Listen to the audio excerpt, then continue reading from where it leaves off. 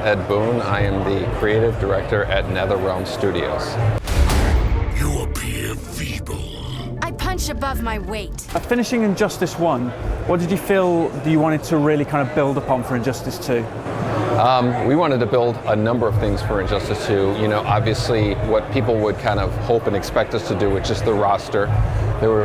There's always inevitably some characters that you won't be able to include into the second game, and we were able to kind of go deeper into the DC roster. The second thing was we wanted to do something that people weren't expecting, and that's what this gear system is, and that's basically this entire system where you can find pieces of gear, equip them onto your character, and they actually enhance your gameplay of your fighters.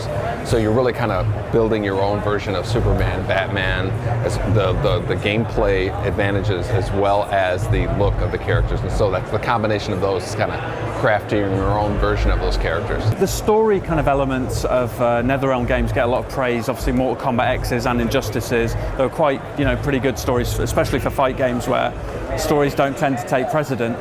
Are you kind of going a bit further with this one, or are you going to tell a kind of similar kind of story? We're going to tell something probably that's longer and a bit more epic. You know, there's quite a few new characters that we're going to be kind of like developing their story, seeing how they fit into the Injustice universe, as well as continuing that story of the conflict between Superman and Batman, where Superman has been imprisoned by Batman, and we're going to see what the events happen after the first Injustice game. What lessons did you kind of pick up from Mortal Kombat X that you've kind of rolled into this one, into this game?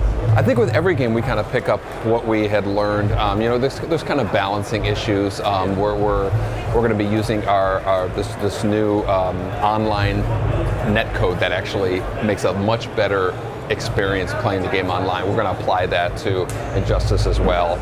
But of course, there's always just kind of the balancing of characters and the way to tell the story and the game features. Everything we're learning, we're going to bring over. You talked about the gear a little bit. Obviously, in single player or versus mode, it's not a big problem if it adds kind of buffs and things to a character. But how does it work in multiplayer? How do those kind of buffs and upgrades work? Well, they actually, for the most part, they work the same in multiplayer. We will absolutely have like a kind of tournament setting that will, kind of disable that stuff and kind of create an even playing field for all the players to play, kind of tournament play.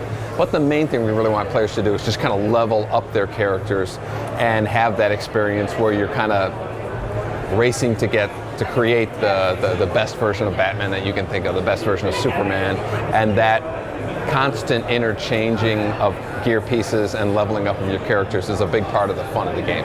Are there any unique gear pieces that you can only get in certain modes? Absolutely, yeah. We want certain gear pieces that you can also need to get into a certain mode of play. So gear won't only be like to enhance your character, but it'll qualify you to getting into certain parts of the game. Is Stars Lab one of those modes? Is that making a comeback, or are you going to have? Was it the Stars Lab? Star Lab? Yeah. No, we don't have current plans to do something exactly like we did. But obviously, there's a lot of unlocks that we're going to have in the game. We're going to have some sort of mechanism of unlocking those things. But we really want to try something new and different for this game.